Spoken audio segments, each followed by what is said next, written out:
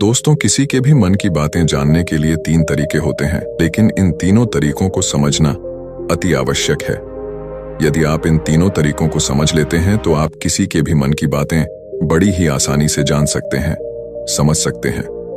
तो चलिए इसे एक बुद्ध कहानी के माध्यम से समझते हैं कि किस तरह से आप दूसरों की मन की बातें जान सकते हैं, समझ सकते हैं। बहुत समय पहले की बात है। एक छोटा सा गांव था। उस गांव में 2 भाई रहा करते थे।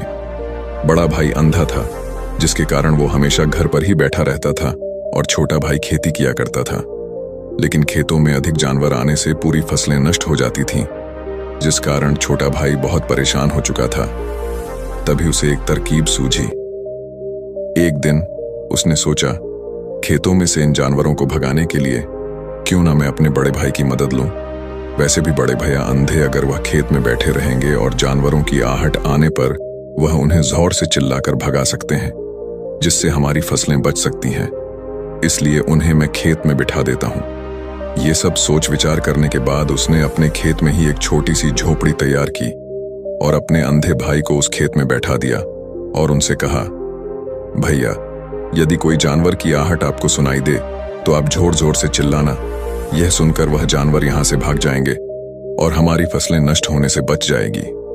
बड़ा भाई अपने छोटे भाई की बात मान लेता है और वो उस दिन से खेत में ही रहना शुरू कर देता है। जब भी किसी जानवर की आहट उसे सुनाई देती तो वो तुरंत जोर जोर से चिल्लाना शुरू कर देता, जिससे वह जानवर उसके खेतों से भाग जाते। ऐसा करते करते कई दिन बीत चुके थे। तभी एक दिन उसके खेत में एक हिरण भागता हुआ था और वह खेत के बांध को तोड़कर वहां से भाग गया। लेकिन उसी हिरण का पीछा करते हैं एक राजा भी उस खेत में आ पहुंचा। तभी राजा की नजर उस अंधे भाई पर पड़ती है। राजा उस व्यक्ति से कहता है, देखो, मैं यहाँ पर एक जानवर का पीछा करते हुए आया हूँ। क्या तुमने उस जानवर को यहाँ पर देखा है? इस पर वो व्यक्ति कहता है राजन, मैं तो अंधा हूँ। मैं भला किसी जानवर को कैसे देख सकता हूँ? लेकिन मैं आपको इतना जरूर बता सकता हूँ कि जो जानवर मेरे खेतों से होकर भागा है वह आपके लायक नहीं है। आप उसके पीछे अपना समय यूं ही व्यस्त कर रहे हैं। राजा उस अंधे व्यक्ति की बात सुनकर बड़ा अचरज में पड़ गया। वो ये सोचने लगा कि आखिर यह तो अंधा है, फिर इसे कैसे पता कि जिसे हिरण को मैं तलाश रहा हूं वह हिरण मेरे लायक है ही नहीं। ये अंधा व्यक्ति मुझे कैसे बता सकता है? तभी राजा उस अंधे व्यक्ति से कहता है, कहीं तुम मुझसे झूठ तो नहीं कह रहे हैं? एक तरफ तुम ये कहते हो कि तुम अंधे हो और दूसरी तरफ तुम ये भी कह रहे हो कि जो जानवर यहां से भागा है वो मेरे लायक नहीं है। इस पर वो अंधा व्यक्ति कहता है, हे राजन, जिसे आप एक हिरण समझ रहे हैं, असल में वह एक हिरण नहीं है, बल्कि एक हिरणी है और वह भी गर्भवती है। और जहां तक मुझे ज्ञान है, मैंने कभी किसी राजा को किसी गर्भवती हिरणी का शिकार करते हुए नहीं सुना है, और इसी कारण मैं आपसे ये कह रहा हूं कि वो आपके लायक नहीं है। आप उसके पीछे अपना समय व्यर्थ ना करें। यह सुनकर राजा और भी अचरज में पड़ गया।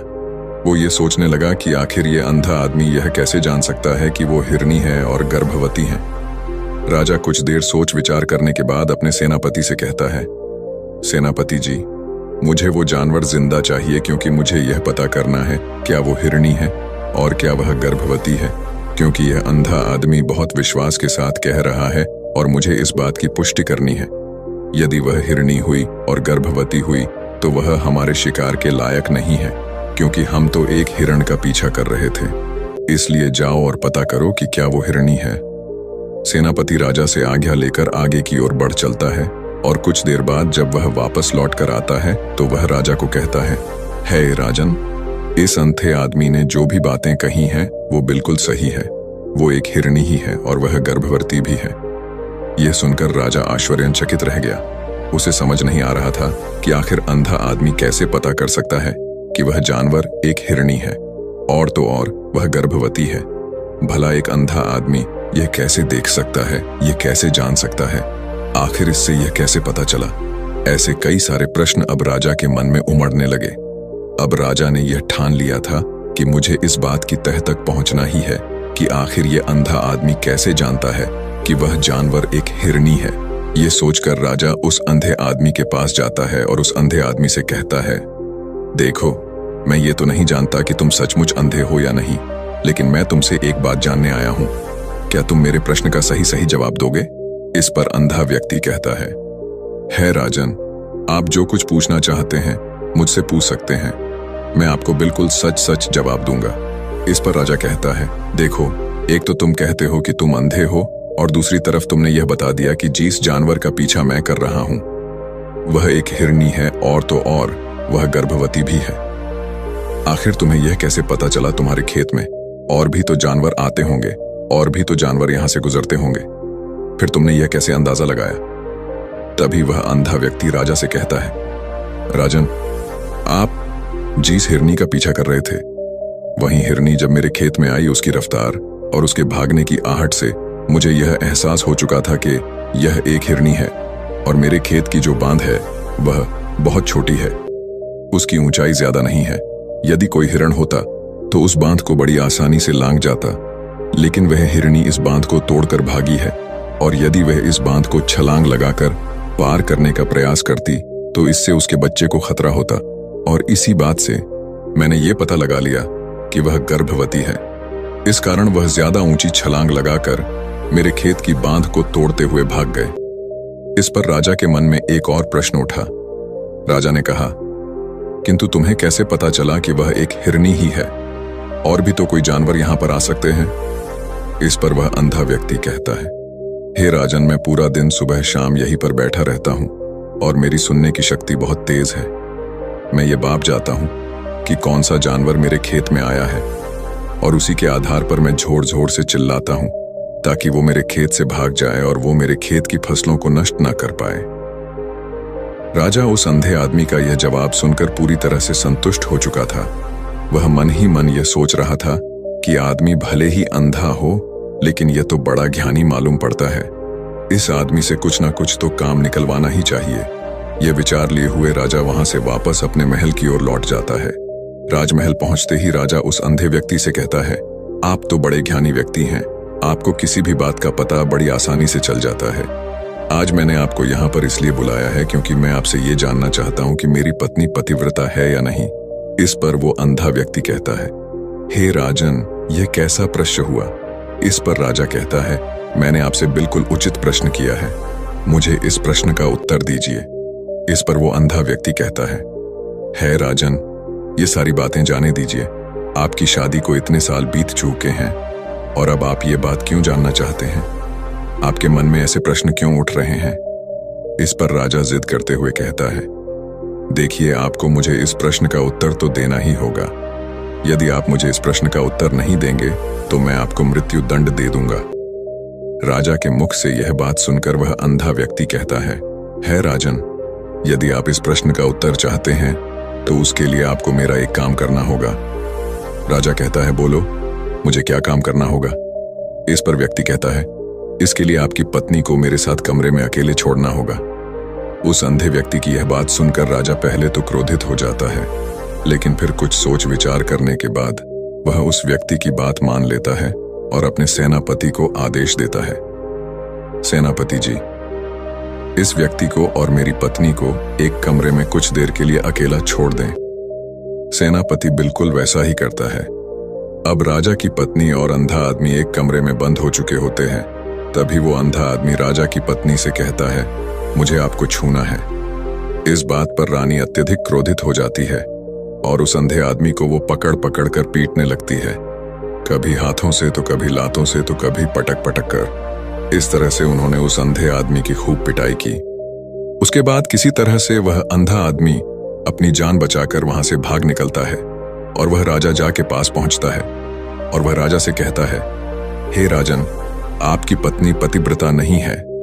यह बात सुनकर राजा अत्यधिक क्रोधित हो उठता है और राजा अपनी तलवार निकालकर सीधा अपनी पत्नी की ओर जाता है और क्रोधित होकर वह अपनी रानी से कहता है, रानी जी, आज मैं जो भी सवाल आपसे करने वाला हो उसका मुझे सच सच जवाब दीजिएगा, और यदि आपने एक शब्द भी झूठ कहा तो मैं आपका अभी के अभी सर धड़ से अलग कर दूंगा, तभी आगे बढ़े।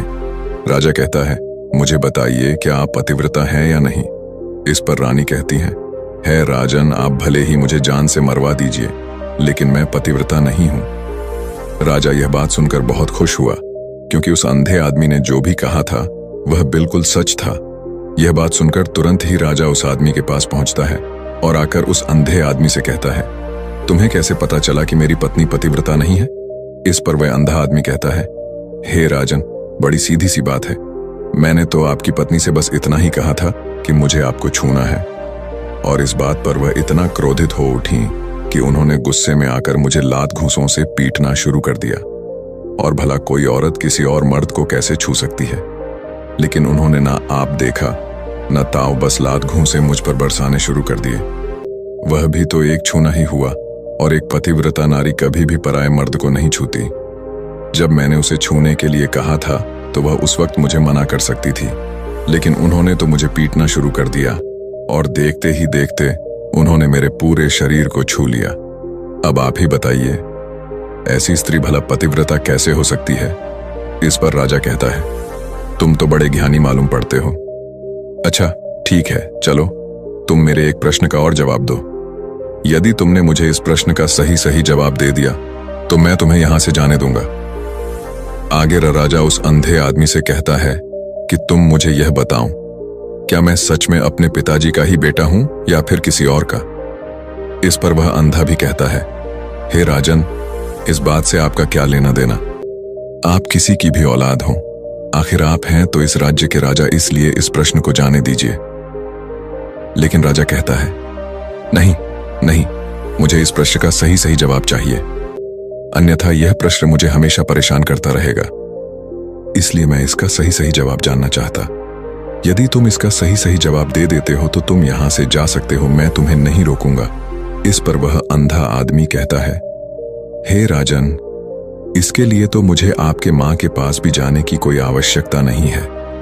मैं आपको अभी अभी ये बता सकता हूं कि आप किसकी औलाद हैं, लेकिन उससे पहले मैं चाहता हूं कि आप मुझसे एक वादा करें कि आप मुझ पर क्रोध नहीं करेंगे। राजन ने कहा, मैं तुमसे वादा करता हूं, मैं तुम पर क्रोध नहीं करागा।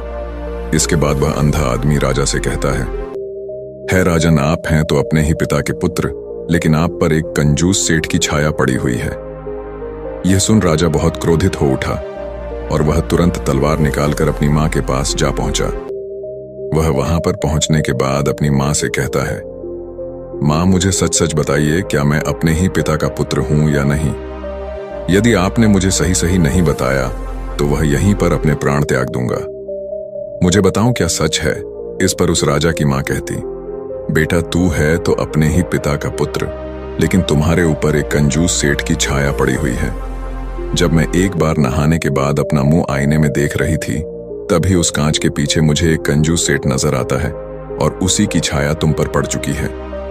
ये सुन राजा बहुत खुश हो जाता है और वह तुरंत दौड़ा दौड़ा वापस उस अंधे आदमी के पास पहुंचता है और उस अंधे आदमी से कहता है, तुम्हें यह कैसे पता चला कि मुझ पर एक कंजूस सेठ की छाया पड़ी हुई है? इस पर वह आदमी कहता है राजन, आपने मुझसे कई सारे सवाल पूछे जिनका जवाब मैंने आपको सही सही दिया है। यदि कोई और राजा होता तो मुझे इसके बदले में ढेरों सारे इनाम मिल चुके होते, लेकिन अब तक आपने एक फूटी कौड़ी तक नहीं दी है। इस बात से ही मैंने अंदाजा लगा लिया था कि आप बहुत कंजूस हो। ये बात सुनकर राजा झकझोर से हंसने लगा और कहता है कि आप जो भी मांगेंगे वह मैं आपको अवश्य दूंगा, लेकिन मुझे यह बताओ कि तुम्हें कैसे पता चल जाता है कि कौन सी बात सही है और कौन सी गलत? तुम किसी भी बात का इतना सटीक और सही जवाब कैसे दे पाते हो? इस पर वह अंधा आदमी कहता है, हे राजन, मैं तो वैसे ही अंधा हूं। यदि मेरी आंखें होती तो मैं किसी की भी मन की बातें बड़ी सरलता से जान लेता। मन की एक भाषा होती है और यह भाषा मनुष्य के शरीर के व्यवहार के रूप में देखी जा सकती है। उसकी आंखों से, उसके होठों से, उसके काम करने के तरीके से, उसकी क्रियाओं से पता किया जा सकता है कि उसके मन में क्या चल रहा है। उसके आधार पर हम किसी के भी मन की बातें जान सकते हैं, लेकिन मैं तो अंधा हूं, मैं देख नहीं सकता, इसलिए मैं क्रियाओं से देखता हूं। यदि मुझे कोई बात जाननी हो तो अगले आदमी को कुछ काम देना पड़ता है, जिस पर वह व्यक्ति किस प्रकार काम करता है, किस तरीके से इस काम को करता है, उसके आधार पर ही मैं यह पता कर पाता हूं कि उसके मन में क्या चल रहा है। तभी वह राजा कहता है, तो क्या इसका अर्थ यह हुआ कि मैं भी किसी के मन की बातें जान सकता हूं? इस पर वह अंधा आदमी कहता है, हे राजन, अवश्य आप भी किसी भी व्यक्ति के मन की बात जान सकते हैं, किंतु उससे पहले आपको अपने ऊपर काम करना होगा। और वह काम है अपने मन को शांत कर, अपने मन को वर्तमान में लाना, जिसके लिए मैं आज आपको 3 तरीके बताने वाला।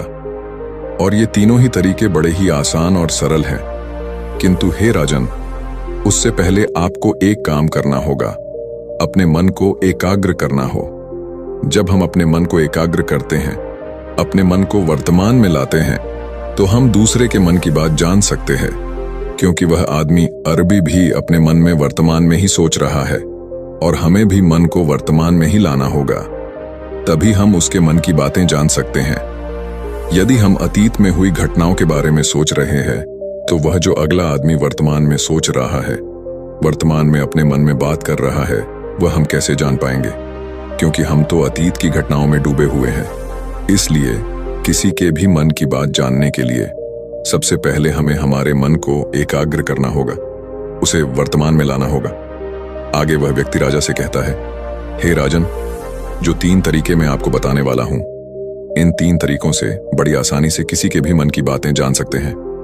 उसके बाद वह अंधा आदमी राजा से कहता है, हे राजन, जो सबसे पहला तरीका है वह है आंखों पर ध्यान देना। किसी व्यक्ति से बात करते वक्त उसकी आंखों में देखना, उसकी आंखों पर ध्यान देना जो सबसे ज्यादा जरूरी है, क्योंकि आंखें बोलती नहीं पर बहुत कुछ कह जाती है। यदि हम किसी व्यक्ति की आंखों के इशारों को समझना सीख जाए, हम यह जान पाएंगे कि व्यक्ति के दिमाग में क्या चल रहा है, वो क्या सोच रहा और अभी वह क्या करने वाला। मेरे पास आंखें नहीं, लेकिन मैंने अपने गुरु से यह विद्या सीखी है, क्योंकि बहुत सालों पहले मेरे पास आंखें थीं और मैं उस वक्त लोगों के मन की बातें केवल उनकी आंखों से ही जान लेता था। इसलिए यदि आप भी दूसरों की मन की बातें जानना चाहते हैं, तो आपको भी उनकी आंखों पर गौर करना चाहिए, जैसे कि उनका आकार कैसा है, वह कब, कहां और किधर देख रहे हैं। यदि उसकी आंखें यहां वहां घूम रही हैं, जब आप उससे बातें कर रहे हैं, तो वहां वह इधर उधर मोड़ रहा है, कभी ऊपर तो कभी नीचे या कभी आसपास, या फिर उसकी आंखें खुश नजर आ रही हैं या फिर आंखें निराश नजर आ रही हैं। जैसे कि चोर होता है, उसकी आंखों में जब हम देखते हैं तो हमें यह पता चलता है कि अगले आदमी ने कोई गलती की है। ठीक उसी प्रकार जब हम किसी चालक व्यक्ति की आंखों में देखते हैं, तो आपको पता चलेगा कि उसकी आंखों में एक भाषा होती है, एक बहुत ही सीधा और आसान तरीका होता है। यदि आपको यह पता लगाना है कि सामने वाला व्यक्ति आपसे झूठ कह रहा है या फिर सही, तो आपको उसकी आंखों पर ध्यान देना अति आवश्यक है। यदि आपसे बात करते वक्त वह व्यक्ति अपनी आंखें यहां वहां घुमा रहा है, ऊपर नीचे इधर उधर दाएं बाएं हर जगह देख रहा है, तो इसका अर्थ ये हुआ कि वह उस बात से निकलने का कोई रास्ता ढूंढ रहा है और कोई झूठ बना रहा है। यदि सामने वाला व्यक्ति आपसे कुछ झूठ कहने का प्रयास कर रहा है, तो वह आपसे नजर नहीं मिलाएगा। वह यहां वहां देखेगा, ऊपर नीचे देखेगा, लेकिन वह आपकी आंखों में आंखें डालकर कभी नहीं देख पाएगा, क्योंकि उसे डर है कि यदि उसने आपकी आंखों में आंखें डालकर देखी तो उसका झूठ पकड़ा जाएगा और लोगों को सच्चाई का पता चल जाएगा। और इसी प्रकार कुछ और भी भाषाएं होती हैं। जब आप किसी की आंखों में आंखें डालकर यह देखना शुरू कर देंगे कि उसके हाव भाव क्या है, ठीक उसी प्रकार चेहरे के हाव भाव होते हैं, जिससे हम मन की बातें बड़ी आसानी से समझ सकते हैं और इन्हें भी समझना बहुत जरूरी है। कभी कभी कोई व्यक्ति अपने चेहरे से, जैसे आंख, होंठ और बहुत से कुछ अलग अलग व्यवहार करता है। यदि आप किसी व्यक्ति के चेहरे में गौर करेंगे, तो आप आसानी से समझ पाएंगे कि वह व्यक्ति निराश है, जब व्यक्ति बहुत उदास है, या फिर वह बहुत खुश है, या फिर उसे कोई बहुत बड़ा दुख है। वह अपने अंदर क्या महसूस कर रहा है, ये सारी बातें हम उसके चेहरे के हाव भाव से पता कर सकते हैं। फिर चाहे इंसान जुबान से कुछ बोले या ना बोले, लेकिन आप उसके चेहरे से सब कुछ पता कर सकते हैं।